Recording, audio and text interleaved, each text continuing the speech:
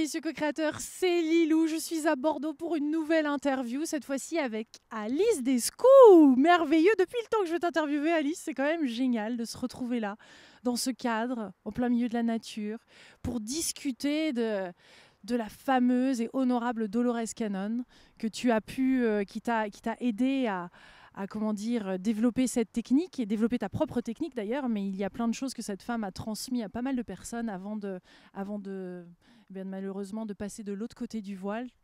Comment tu la décrirais, cette Dolores Cannon, et la technique qu'elle a pu développer, cette petite grand-mère avec ses bigoudis presque sur la tête, incroyable mais vrai, hein? Alors Dolores Cannon, c'était une hypnothérapeute américaine qui nous a effectivement quittés en 2014. Je me suis formée à sa méthode en 2015 et en fait c'était une personne merveilleuse, lumineuse, qui a su, au travers de sa technique d'hypnose qui est le Quantum Healing Hypnosis Technique. Oh yeah. Oh yeah. En français, je l'ai retraduit hypnose régressive quantique pour que ce soit plus compréhensible pour le public francophone. Ouais. Et donc, en fait, sa technique est géniale parce que, au-delà de, en fait, elle nous permet d'aller régresser dans des vies antérieures, ouais, et aussi de se connecter au subconscient de la personne, c'est-à-dire à son higher self, sa grande conscience, sa partie divine, en fait, tu vois. Ça, on n'y accède pas forcément dans l'hypnose érectionnelle, qui était d'ailleurs la première technique que tu as appris. Alors effectivement non, parce que ça ne va pas aussi loin dans les protocoles. Et puis parce qu'en hypnose ericksonienne, il y a aussi en fait on lit un script, il y a des protocoles existants où la personne est simplement en état d'hypnose, mais ne va pas forcément agir. Alors que là, ce qui est génial, c'est qu'il y a de l'interaction entre le praticien et la personne qui est sous hypnose. Et en fait, c'est elle qui va nous raconter ce qu'elle voit. Nous sommes des guides. En fait, on va juste leur tenir la main et on va les guider, en fait, puisque nous, on va poser un cadre thérapeutique pour aller voir. On va faire des allers et retours dans le temps, parfois dans une vie, parfois dans plusieurs. Et puis, on va aller trouver des problèmes qui sont d'origine karmique, parfois, qui sont en résonance, en fait, avec sa vie de maintenant. Parfois, il y a aussi des enseignements à se souvenir, en fait, par exemple des personnes qui ont pu être herboristes, tu vois, ou guérisseurs avec des soins par rapport aux plantes ou aux cristaux, qui suivent maintenant des études de naturopathie, et en fait parfois on va leur mettre en lumière ces mémoires pour que tout ce savoir leur revienne de manière innée. Et donc voilà, c'est vraiment formidable. Parce que c'est riche en enseignements quand même, parce que dans chaque séance qui dure 4, 5, 6 heures, enfin, les livres de Dolores, et je crois qu'elle en a écrit presque une vingtaine, non? C'est ça, 19.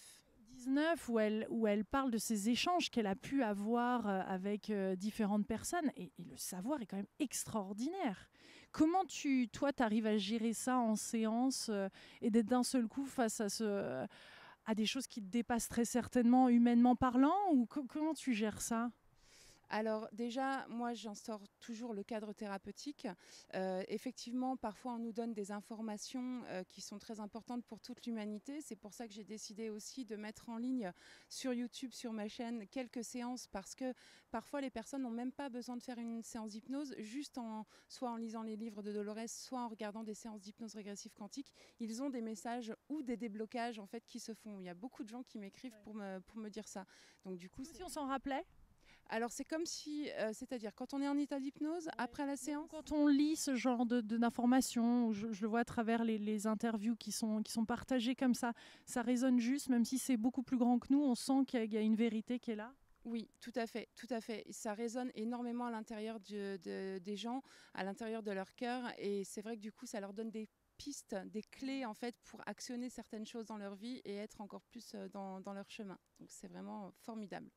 Ta compréhension, parce que bien sûr c'est ta compréhension en tant qu'Alice, mais de ce qu'on est venu faire, réaliser sur Terre, on a une mission en commun où certaines personnes seraient particulièrement missionnées.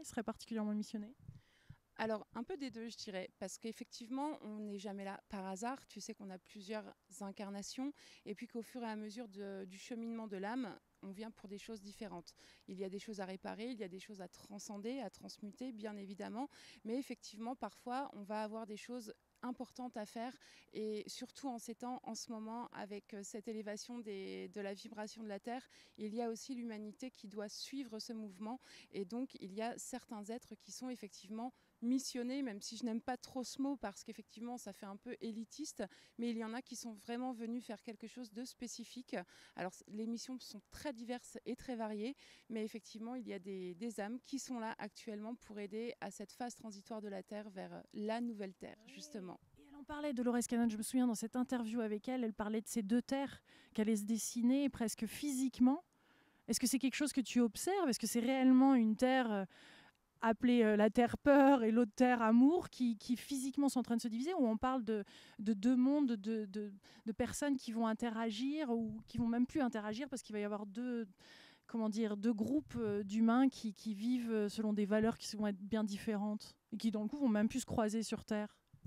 Alors c'est plutôt ce que j'expérimente. Alors là c'est à titre personnel, mais il y a beaucoup de personnes qui viennent en séance qui me disent déjà ça aussi quand ils sont bien dans leur mission. Et c'est vrai que alors cette séparation entre les deux terres, pour moi c'est un peu flou, je te le cache pas. Mais c'est vrai que parfois je vois effectivement, peut-être aussi parce qu'au fur et à mesure de ma pratique et puis des gens dont je m'entoure, c'est vrai que je rencontre aussi beaucoup de thérapeutes ou des gens qui sont comme toi très inspirés, qui vont interviewer d'autres personnes. Donc c'est vrai que la lumière est partout, et en fait plus on se focalise dessus, plus effectivement cette ancienne terre, cette vieille terre lourde de négativité, de peur, de Compétition. tout à fait, d'avidité, tout ça, effectivement, c'est comme si je la touchais de moins en moins. Tu vois ce que je veux dire? Et c'est vrai que parfois, alors bien évidemment il y a aussi des choses qui sont quand même horribles ou atroces, qui sont difficiles parfois dans notre chemin, mais aussi de manière collective. Mais j'ai pour habitude de me focaliser sur le positif. Tu vois, par exemple, quand je publie quelque chose sur les réseaux sociaux, j'ai tendance à vouloir, positiver. Ça va être des gens qui vont soigner des animaux, ça va être des gens qui vont avoir des idées de projets écologiques justement pour l'eau ou pour l'électricité. Et je préfère me focaliser sur ces personnes qui sont vraiment les pionniers de cette nouvelle terre. Tu vois ce que je veux dire? C'est plus qu'une dimension New Age en fait. Le changement vient des gens en fait, et on le voit. Il y a une émergence de toutes ces personnes qui sont là et qui œuvrent pour ce nouveau monde plus juste, plus respectueux vis-à-vis des humains, mais aussi de la Terre elle-même. C'est comme si par moments certaines personnes étaient connectées, et là c'est plus l'objet de ce livre, un des tout derniers livres dont tu as fait l'introduction, parce que le premier livre que tu as d'ailleurs décidé de traduire assez spontanément, c'était Les 3 vagues de volontaires, et on va en parler. Mais là juste brièvement, parce que ça me parle quand tu dis ça, parce que je pense aux extraterrestres, à cette intelligence aussi, à de nombreuses personnes que j'ai pu interviewer qui ont reçu de l'information. Et là, Les jardiniers de la Terre, que je n'ai pas encore lu, mais que j'ai hâte de découvrir, en parlent quand même. On est en train de suivre ce certain fil qui, à travers ses vies, ses différentes vies, et celle-ci, a été finalement en contact depuis très longtemps, ne s'en souvient pas forcément, mais il a été en contact avec d'autres civilisations. C'est vrai que c'est difficile de se dire on est seul quand même dans ce grand univers. C'est tellement immense, c'est tellement vaste. Et en plus, pourquoi il n'y aurait qu'un seul univers?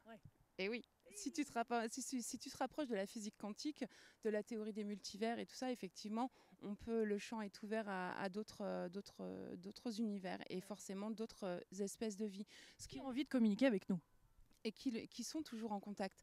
En fait, effectivement, il y a des volontaires qui se sont incarnés ici. Donc ça, on en parle dans ce bouquin que j'ai co-traduit avec les éditions Be Light, qui s'appelle Les 3 vagues de volontaires et la nouvelle Terre, qui sont des consciences venant de partout dans l'univers, mais aussi au-delà d'autres univers, qui parfois proviennent même de la source en elle-même et qui ont décidé de venir aider la Terre et les humains à ascensionner, effectivement. Qu'est-ce que tu veux dire quand tu dis de la source elle-même? Ça veut dire quoi? Alors la source, comment tu peux l'appeler? La source, la force, comme dans Star Wars, tu peux l'appeler l'énergie universelle, tu peux l'appeler Dieu. En fait, peu importe les croyances, pour moi, c'est vraiment cette énergie qui sous-tend toute la création, qu'elle soit visible et invisible, bien évidemment. Donc voilà, et c'est vrai qu'en séance, je me connecte au guide de la personne ou à la source de par sa grande conscience, puisque c'est comme si c'était notre part de divinité, tu vois, qui descendait dans la personne. D'ailleurs, les personnes me disent souvent, quand elles sont conscientes de ce moment-là de connexion, elles me disent effectivement, il y a vraiment quelque chose qui vient du cœur, mais on sent que c'est pas nous, on sent que c'est quelque chose d'autre qui parle. Et pourtant, cette autre chose est quand même reliée puisque c'est notre grand nous, notre part qui nous supervise pendant que nous cheminons dans notre incarnation, dans cette un peu comme une partie de jeu vidéo, tu sais, c'est comme si la source avait sa manette de jeu et puis elle a son petit personnage sur l'écran qui évolue et qui doit passer des niveaux pour être meilleur. Mais quand est-ce que la source ou cette intelligence extraterrestrielle peut savoir que nous sommes prêts? À quel moment on reçoit ce genre d'informations? Parce que la Phil, par exemple, ici dans ce livre, ne s'en rappelait pas de ces moments d'interaction. Est-ce qu'ils peuvent nous lire comme un bouquin ouvert, genre ça y est, Alice est prête, on va lui apporter la technique de Dolores Cannon et autres?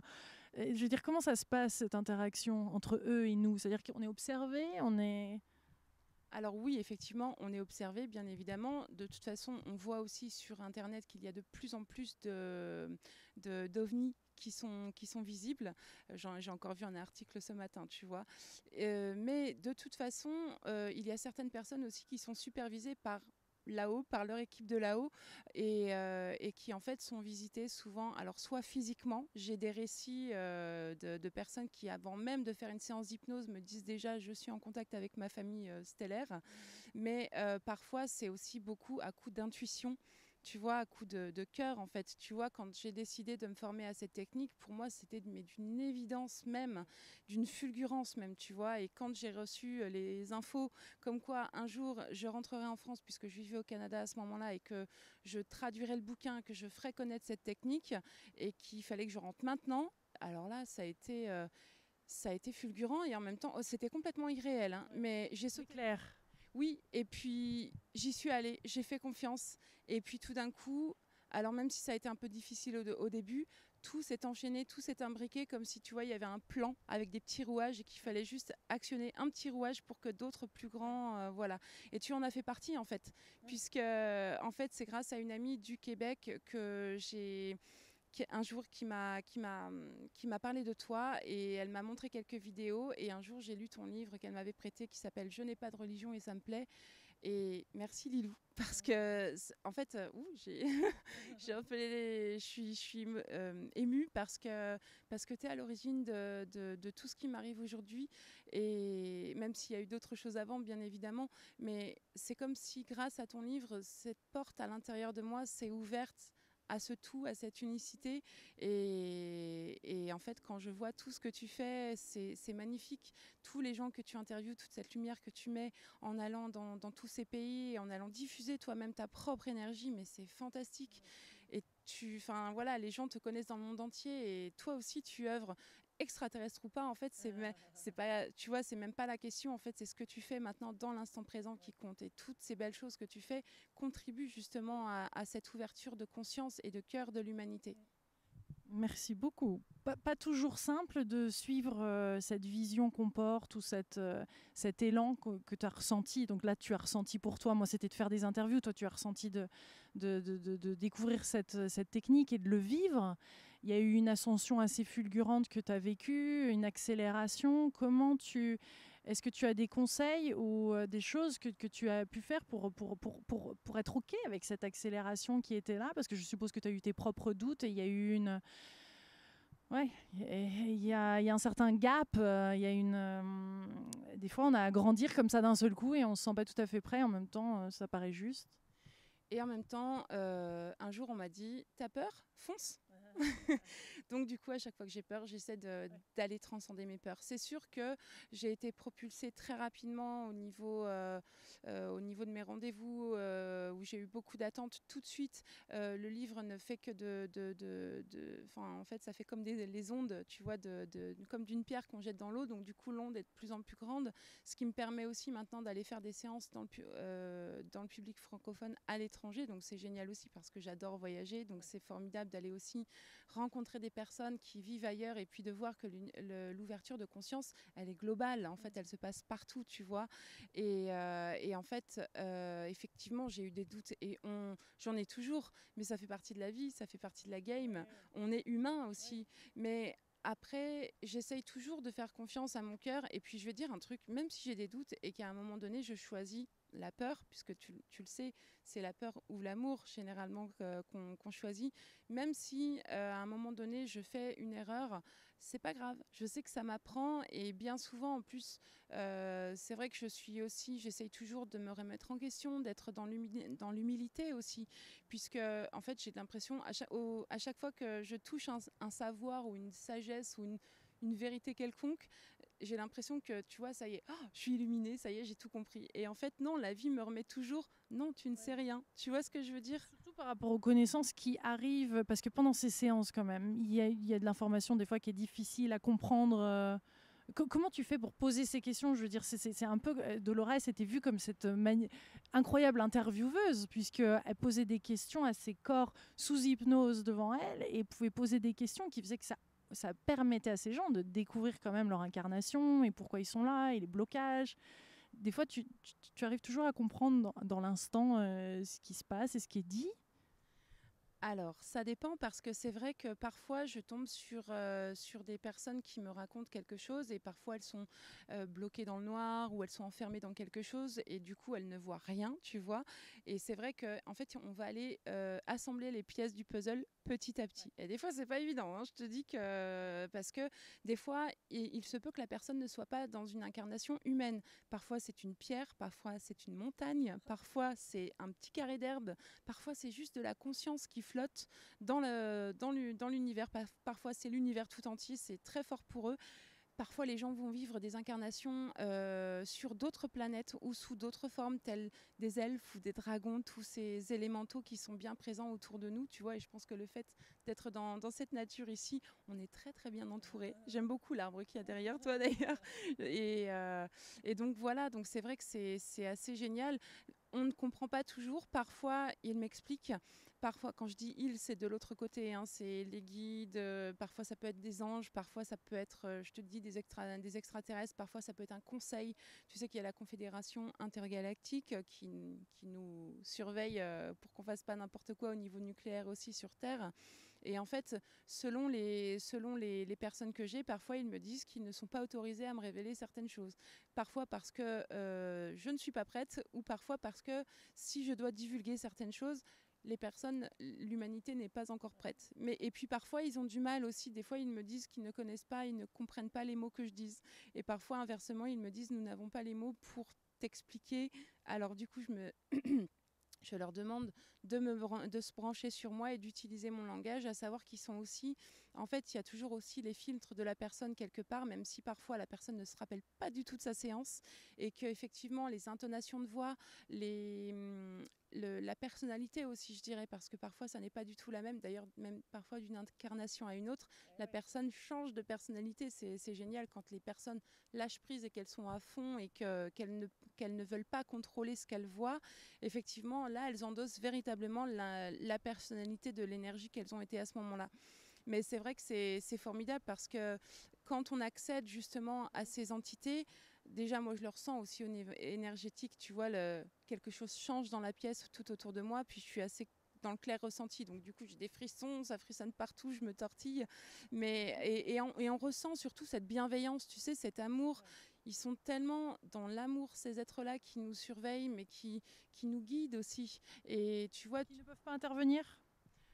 il y a bien sûr qu'elles interviennent, mais à leur niveau, tu sais qu'il y a dans le cosmos des lois un peu comme dans Star Trek de non-ingérence, non-interférence. Et ces personnes, ces êtres-là ne peuvent pas faire n'importe quoi puisque nous avons notre histoire aussi à créer, nous avons notre libre arbitre aussi qui fait que on tend vers un choix ou un autre. Et parfois, effectivement, ils nous envoient des messages, tu vois, ça peut être par le biais de l'hypnose. Je pense aussi aux crop circles, tu sais, ces dessins qu'on retrouve dans les champs de culture quand le blé pousse. On est en pleine saison là, il y en a plein, j'ai vu beaucoup en Angleterre, mais un peu partout.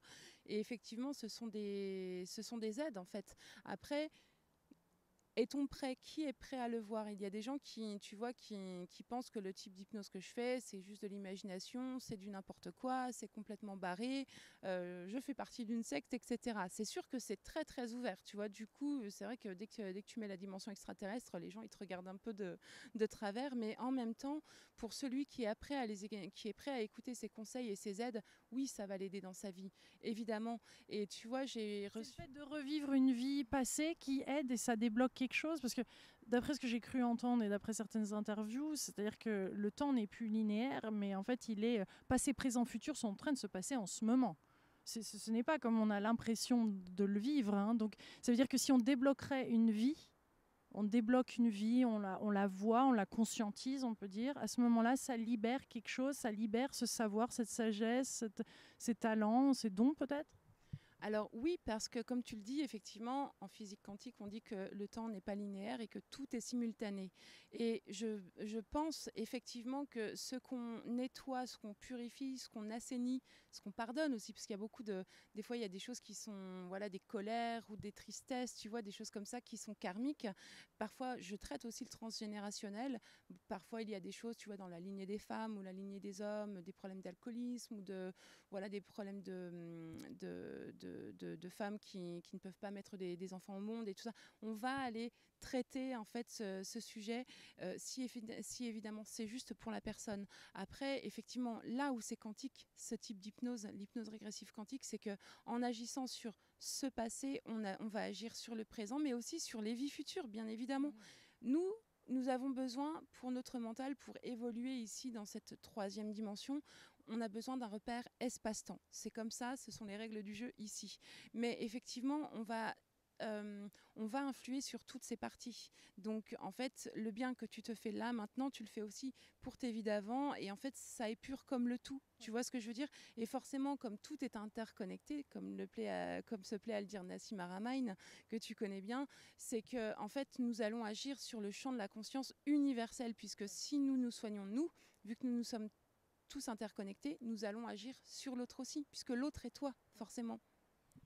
Les maladies, Dolores Cannon, qu'est-ce qu'elle a découvert? Qu'est-ce que tu découvres lors de tes séances par rapport à certaines maladies et pourquoi on aurait certaines maladies? Ça se construit sur un autre plan, c'est fait pour nous faire évoluer. Alors parfois, c'est fait effectivement pour nous faire évoluer. Parfois, il y a des personnes, tu vois, un jour j'ai reçu une personne qui était une ancienne chimiste dans un laboratoire pharmaceutique.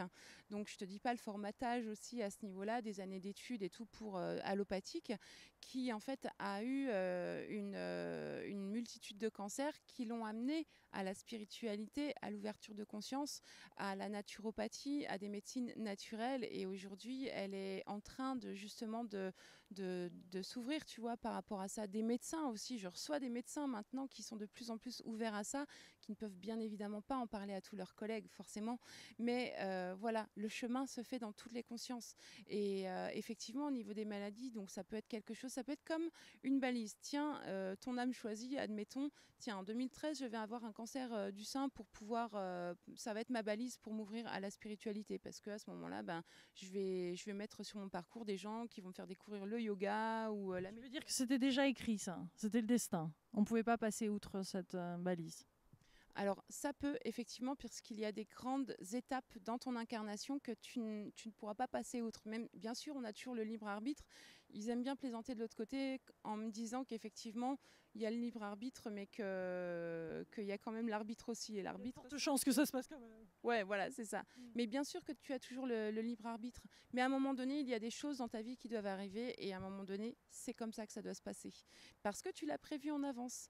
Mais parfois, c'est aussi des choses, je te dis, qui sont karmiques. Parfois, c'est du transgénérationnel aussi. C'est fort courant. Parfois, quand quelqu'un développe un cancer, que bien souvent, il y a une personne de la famille qui va l'avoir. Il y a des choses qui se répètent aussi, tu vois, de clan en clan, de famille en famille. Donc forcément, parfois aussi, le cancer peut être quelque chose en fait qu'on a refoulé en nous et tout d'un coup, il va falloir que ça se cristallise dans le corps pour ressortir, pour épurer. Bien sûr, sous la forme d'un cancer, c'est difficile, mais ça va être ça aussi. Ça dépend de la personne, tu vois, il n'y a jamais de... Bien, des fois, je suis surprise aussi parce que moi, je pense, en faisant l'anamnèse avec la personne, je me dis, bah, tiens, si elle a un cancer du poumon, c'est parce que, tu vois, en symbolique, les poumons représentent la tristesse. Donc, je me dis, bon, bah, est-ce que c'est par rapport à ça ou ça qui est arrivé dans sa vie? Et finalement, non, ils me disent, bah, c'est nous qui lui avons envoyé pour qu'elle se réveille. Ah, ok, tu vois, donc en fait, c'est toujours la surprise. Donc, c'est pour ça qu'en fait, on essaie d'être ouvert en hypnose régressive quantique et ne pas avoir d'a priori et vraiment guider la personne sans l'orienter aussi. Parce que c'est très facile de l'orienter. C'est un exercice pas facile à faire, bien évidemment, mais pour que justement ce soit elle qui nous décrive et qui prenne conscience elle-même de la source de son problème ou de son blocage. Tu vois. Il y a des trucs très intéressants quand on lit les 3 vagues de volontaires. J'ai hâte de lire Les Jardiniers de la Terre, où elle parle de cette création, de la création de la Terre. It's quite a revelation, as we say in English. C'est quand même une sacrée façon de le voir. Est-ce que tu pourrais nous le décrire mais brièvement, globalement, sans rentrer dans les détails, mais comment cette terre s'est formée? En gros, on a l'impression d'être, pas dans un laboratoire, mais on a l'impression d'être quand même d'être un terrain d'expérimentation pour certaines galaxies, pour certains univers. Complètement. En fait, la Terre, mais comme pour toutes les planètes en fait, de ce système solaire et même partout dans l'univers, c'est toujours pareil. En fait, ils vont créer des environnements effectivement qui vont devenir des champs d'expérimentation et ensuite ils vont y introduire la vie progressivement. Donc on est à cheval entre le créationnisme, je dirais, et le darwinisme, parce qu'en fait, il y a vraiment des grandes similitudes, même si tu fais un rapport avec les légendes sumériennes, on voit vraiment, tu sais, quand on dit que l'homme a été fait de boue et d'argile, ou je sais plus quoi, je vais pas m'aventurer sur ce terrain parce que j'ai pas les éléments avec moi, mais effectivement, il y a des choses au niveau de la création des êtres et de la vie, parce que la vie est très très fragile au début, et donc ils vont ensuite ça va être juste une masse, tu vois, gazeuse et tout ça, et ensuite effectivement ça va se densifier au fur et à mesure, et ensuite on va pouvoir importer les minéraux, les végétaux, puis ensuite les bactéries, quelques animaux. D'ailleurs, ils me disent qu'il y a des animaux qui ne viennent pas de la Terre, qui sont vraiment des prototypes, tout comme les humains. D'ailleurs, en fait, on en retrouve sur plusieurs planètes, et je le vérifie également en séance. Et donc, c'est vrai qu'il y a des animaux qu'on importe ici. Les abeilles, par exemple, sont des animaux qui ne viennent pas de la Terre à l'origine. Ce sont des prototypes qui ont été importés ici. Parce que d'ailleurs, toi, tu fais un petit peu extraterrestre comme ça. On est qu'entre nous, mais il y a quand même un truc. On te voit, on te dit, elle est pas de la Terre. Non, mais c'est vrai. Tu te sens humaine? Alors, la question. Je me suis jamais sentie véritablement humaine. Alors, ça fait un peu spirituel New Age de dire ça, j'aime pas trop ça. Ben, en fait, j'ai toujours eu ce phénomène d'étrangeté. Je me suis toujours demandé, mais qu'est-ce que je fous là? Je ne comprenais pas ce monde. D'ailleurs, des fois, c'est toujours quand même pas facile de le comprendre. Mais c'est vrai que souvent, on me disait, ne serait-ce que par rapport à mes yeux, mais toi, tu as des yeux d'extraterrestre, tu viens pas de la Terre. Donc au début, je rigolais. Et puis quand j'ai reconnecté à ces mémoires justement de volontaires, qu'on appelle enfant indigo, enfant cristal, tu sais, toutes ces notions que d'autres ont déjà développées bien avant, c'est vrai que ça m'a parlé, forcément. Après, qu'on soit là ou pas, finalement, tu vois, par exemple, ce fil, il est là, la personne que Dolores suit sous plusieurs régressions pendant les jardiniers de la Terre, c'est donc quelqu'un qui faisait partie, enfin, qui était dans une position hiérarchique très avancée dans ses incarnations autres que sur Terre, mais qui a choisi justement, au moment où la Terre ascensionne, de venir, de tout plaquer en fait, et puis d'aller aider, un petit peu comme une mission humanitaire. D'ailleurs, c'est vraiment un peu ça qui s'est passé dans l'univers. Et donc, lui est là depuis la création de la Terre, et en fait, c'est comme ça qu'en fait Dolores apprend comment la Terre a été créée, comment les espèces se sont développées et tout ça. Elle parle ensuite justement d'hybridation génétique, parce que forcément ces êtres qui sont venus et qui sont venus nous enseigner aussi à chaque step, marche, palier d'évolution, ils sont venus aussi nous enseigner des choses comme l'agriculture, comme tu vois, tout ce genre de choses. Et en fait, c'est vraiment très très intéressant, parce que quand je suis en séance et qu'on va sur une autre planète où la personne justement voit ces personnes, ce sont toujours les mêmes espèces de dieux. En fait, les personnes qui vivent sur cette terre ou sur cette planète ont tendance à les voir comme des dieux, parce qu'ils sont infiniment plus civilisés, si tu veux, qu'eux, ils en savent beaucoup plus et ils leur apprennent, toujours dans la bienveillance, bien évidemment. Mais c'est vrai que, oui, ça y est, j'ai perdu le fil de ce que je voulais dire. C'est vrai que d'une planète à une autre, ce qui est surprenant et ce qui me conforte dans la véracité des propos qu'il y a dans les livres de Dolores Cannon, c'est que je les ai aussi en séance, tu vois. Ouais. Et c'est ça qui est formidable, c'est que quelque part, les gens lisent le livre ou quoi que ce soit, c'est-à-dire que c'est de l'information qui se... D'ailleurs, c'est pour ça, je pense qu'elle a regroupé ça en livre, parce que les informations se regroupaient et on pouvait les retrouver de séance en séance.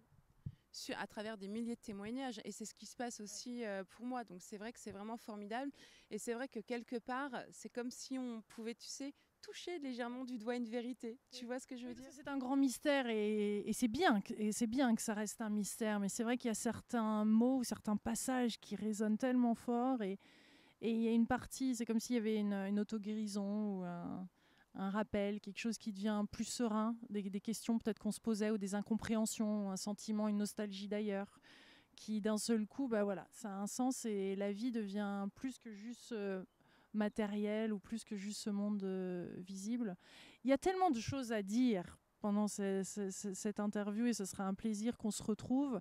J'avais envie quand même de parler d'un petit bout sur ce qui se passe au niveau des différentes techniques qui se développent aussi par rapport à ça, puisque j'ai mentionné dans un Facebook que c'était de l'hypnose spirituelle qui est en effet différente de ce que tu fais. Il y a plein de types d'hypnose, il y a plein de praticiens, il y a plein de thérapeutes. C'est pas quelque chose à prendre à la légère, le choix de faire une telle séance de 4, 5, 6 heures. Tu es booké 1 an à l'avance, donc vous inquiétez pas, mes 18 co-créateurs, ce n'est pas...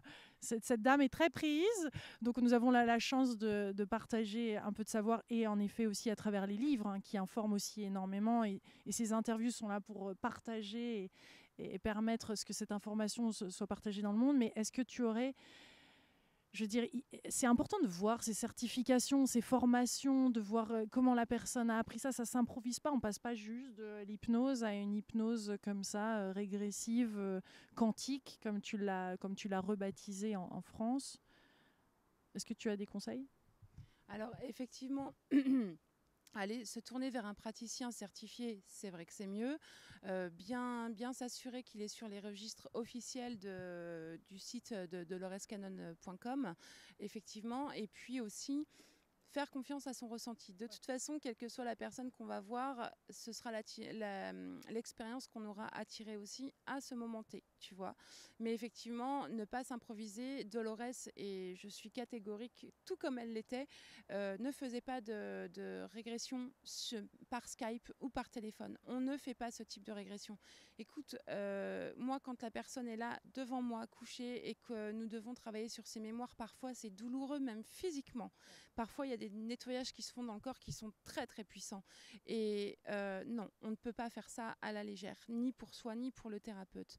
Donc, vraiment, faites-vous confiance et surtout, n'allez pas voir des gens qui font des régressions par Internet. Parce que si la connexion coupe au moment, imagine, où tu vis...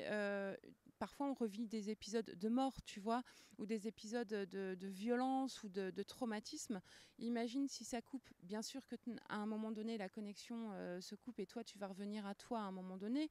Tu vas revenir à ton état de veille normal. Mais imagine les dégâts que ça peut faire dans la psyché. Alors, bien sûr, ça peut se rattraper après. Le service après-vente, c'est quand même vachement important. Non, mais c'est vrai que... Non, mais c'est pas tout d'expérimenter ça. Et même lors de la séance et après de débriefer, d'où ça met du temps. Mais ensuite, même au quotidien, je veux dire, ça peut bousculer un quotidien quand même. Complètement. J'ai parfois des personnes qui n'osent pas justement réécouter leur séance, alors que, et ça aussi j'insiste sur le fait que c'est important, en fait, il y a la séance en elle-même, mais parfois les gens ne se rappellent pas. Et puis parce que surtout aussi la séance est tellement riche, on ne peut pas tout capter quand on est en hypnose au niveau informationnel, tu vois. Donc on délivre ensuite un MP3 que la personne va réécouter plusieurs fois. Et j'insiste bien sur le plusieurs fois, parce qu'en fait à chaque fois qu'on va réécouter le MP3, on va se reconnecter à la séance, aux énergies avec qui on a travaillé. Ça va faire des soins au niveau physique, mais aussi au niveau énergétique. Et surtout, tu n'auras jamais 2 fois la même lecture, le même niveau de lecture. À chaque fois, moi, ça me le fait, par exemple, quand j'écoute des vidéos que tu as fait ou des conférences, à chaque fois, il y a toujours une petite information que je n'avais pas perçue à ce moment-là, quitte à me dire, mais je ne l'ai jamais entendue cette information, mais vraiment, alors que parfois je réécoute des choses 3-4 fois, tu vois. Et non, à ce moment-là, il va y avoir la bonne info pour moi qui va me faire avancer dans mon chemin à ce moment-là. Donc ça, c'est vraiment essentiel. Mais voilà, surtout, effectivement, écouter son cœur. C'est vrai qu'il y a beaucoup de gens, du fait que cette technique a été apportée en France par la traduction des 3 vagues, qui s'improvisent, thérapeutes en régression quantique. Il y en a beaucoup qui se servent de Dolores Cannon pour aussi prétendre qu'ils le font alors qu'ils n'ont pas du tout été formés. Donc vraiment faire bien attention. C'est vrai que, tu vois, j'aime beaucoup Dolores Cannon et puis je continuerai du mieux que je peux à participer à la traduction de ses livres. J'ai d'autres projets moi-même à ce niveau-là, mais en même temps, tous les outils que j'ai acquis aussi, et puis tous les nouveaux outils qu'on me donne maintenant aussi en séance, tu vois, font que j'ai envie d'élargir cette technique. Parce que de toute façon, c'est pareil partout. Une technique, ça n'est jamais figé, ça évolue. Donc forcément, l'hypnose spirituelle, par exemple, en découle, tu vois. Mais c'est vrai que je souhaite rester dans cette énergie de Dolores. De toute façon, elle me suit, elle est toujours là, c'est évident. Mais en même temps, voilà, c'est vrai qu'il y a des choses par rapport à cette technique où j'ai dû me référer à mon background d'hypnose ericksonienne et même d'hypnose humaniste pour pouvoir justement aller explorer d'autres choses qui se présentaient à moi. De toute façon, tout est juste. Et puis, tu vois, à un moment donné, même si on m'a très fortement soufflé que j'allais faire des formations un jour, moi, je disais à mon équipe, je leur disais, les mecs, je vous préviens, je ne veux pas de plagiat. Pour moi, je ne veux pas juste proposer la formation de Dolores Cannon, donnez-moi des autres outils, sinon ça sert à rien. Les gens peuvent aller la faire sur Internet, même si pour l'instant, elle n'est ouverte qu'au public anglophone, donc au public bilingue en France. Et donc, à partir de février, j'ai commencé à développer des nouveaux outils et on m'a envoyé les bonnes personnes pour travailler ces outils-là aussi. Ça bouge, dis donc, on n'est pas près de... je pense qu'on va découvrir encore d'autres choses avec toi. Tu as un site internet qu'on va mettre bien sûr sous la vidéo et en description. Et puis moi j'ai hâte de lire, je le redis, mais Les Jardiniers de la Terre, à chaque fois c'est un plaisir d'ouvrir ces livres à Dolores. Merci d'avoir participé aux traductions et d'avoir permis à cette information d'être partagée en France et au-delà. Et pour les Suisses et les Belges et tout ça, on vous embrasse bien fort. Merci beaucoup Alice. Merci à toi Lilou, c'était un plaisir. Merci beaucoup. Je vous embrasse très fort mes délicieux co-créateurs. Merci d'avoir regardé cette vidéo, de la partager, de la diffuser. Oui, c'est un peu osé, mais allons-y. Hein. On est en plein dans l'air là où on partage toute cette information et cette belle conscience. On vous embrasse très fort de Bordeaux. Gros bisous. À bientôt.